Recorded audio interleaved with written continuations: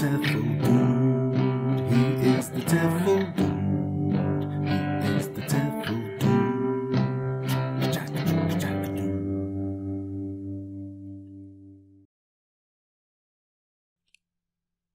Today in part 5 we're going to show you how to create breakout rooms.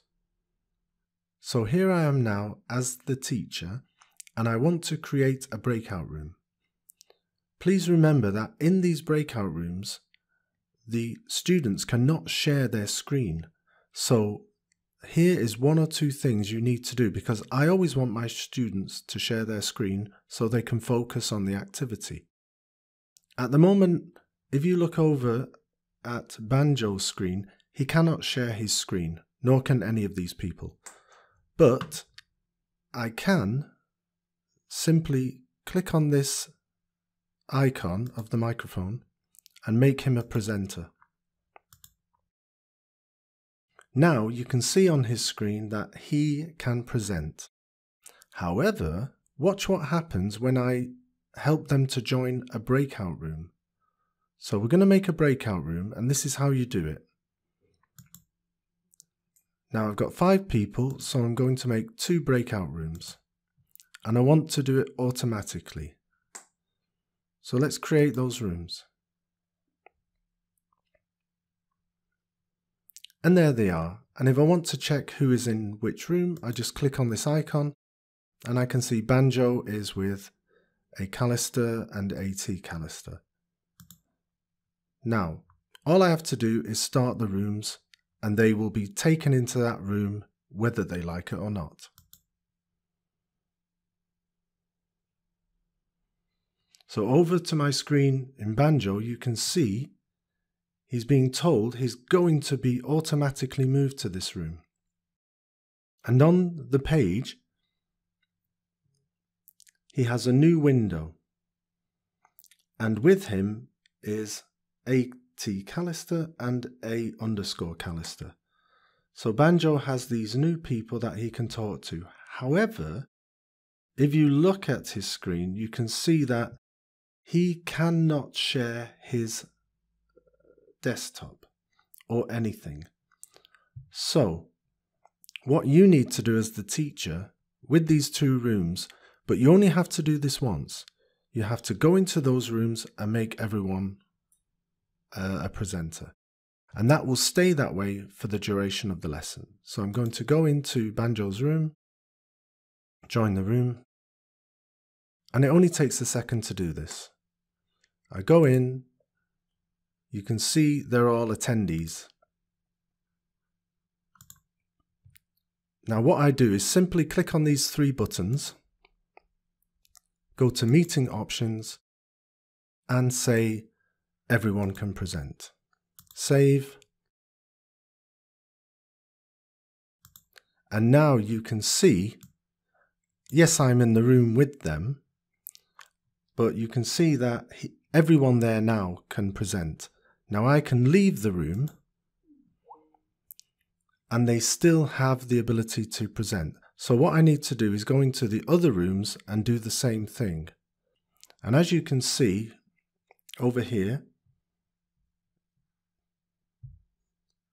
Banjo is wanting to share his desktop. So he can share a window. He has some kind of recording device going on.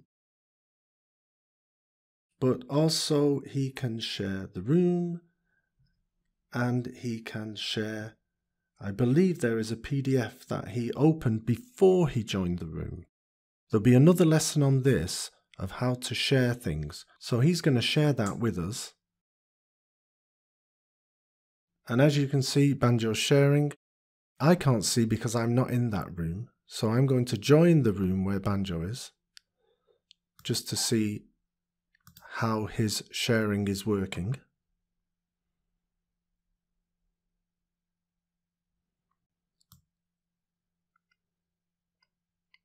And you can see I'm the teacher, but Banjo is sharing his document with me. And that's great stuff. So let's leave the room and see if they go back in the room, if it's still active for them to share the screen. This is the big important thing. Now I'm going to close all the rooms.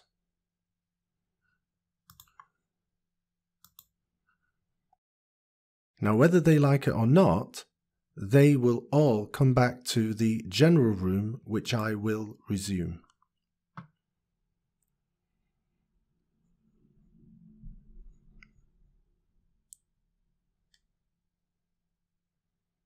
And there you can see Banjo has been forced to come back into the main room and join everybody else. Okay, so now I want them to join the room again, and I want to see if they still have access. So I click on the breakout rooms. The breakout rooms are still there.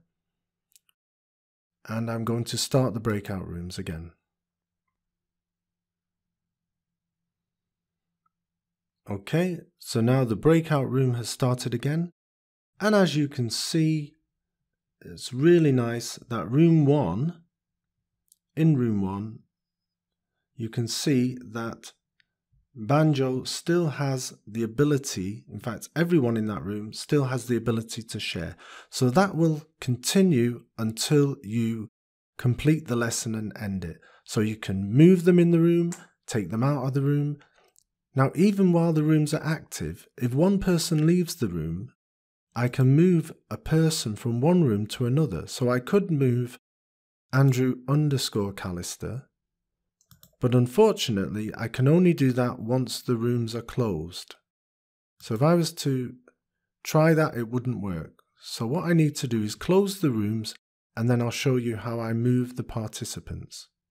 So now that the rooms are closed, you can see I can click on Andrew_, and I can assign him to room number 2. So now room number 1 only has 2 people in it, and room number 2 has 3 people in it. Remember also that should you need another room, you can just add a room, and one will be automatically made for you. And then if you want, you can add some people to this room. So I can add Paolo to this room, so he's in a room by himself. And you can also close the room. I can delete the room. And now that I've deleted the room, you can see Paolo doesn't have anywhere to go. Paolo is all alone, or maybe he's just arrived. Okay, Paolo, so there's 2 people in room 1 and 2 people in room 2. So I can assign him to room 1. So that is how you make breakout rooms. At the end of the lesson, you simply leave and all the rooms will disappear. You don't have to worry about closing them. They do not stay there forever. And I'll show you that by closing the meeting. So everyone's kicked out of the meeting. If I start the meeting again, this is a fresh meeting with nobody having joined yet. And as you can see, I have a fresh ability to make new breakout rooms. So there's how you use the new breakout rooms. Okay, so that's all for today. Remember, you can find all the links to each video below. Just click on the Show More button and check the information.